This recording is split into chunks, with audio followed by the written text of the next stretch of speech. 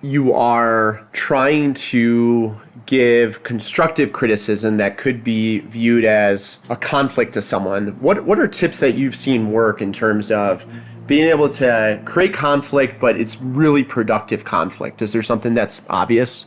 Yeah. So it always comes back to like really advanced listening, which I wish it were not such a like, woo-woo word, but when I say listening, I mean something more than what most of us do.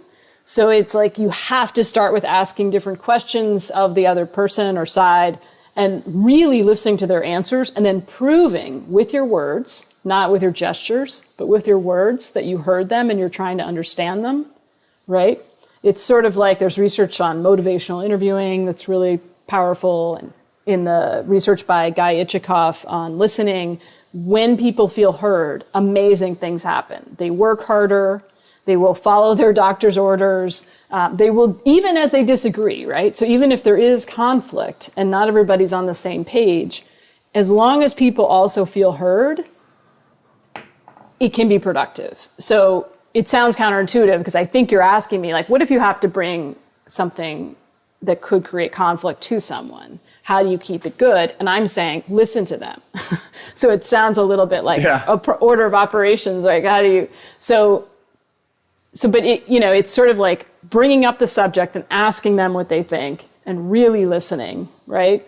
And then saying what you think and then asking them what they heard. It's this iterative process that isn't as painful or slow as it sounds, but the tactic that I talk about in the book is called looping for understanding, which actually Gary Friedman trained me on and has trained thousands of people on. But it's basically you listen for what seems most important to that person. So you're trying to get at where's their internal conflict? What are they torn about? Like, what are they worried about? And then you paraphrase it in the most elegant language you can muster, play it back to them. And then, this is the part I used to always forget, is you have to check to see if you got it right with genuine curiosity, right? So you have to be like, is that right? And you get this kind of real momentum going where they're like, yeah, that's exactly right.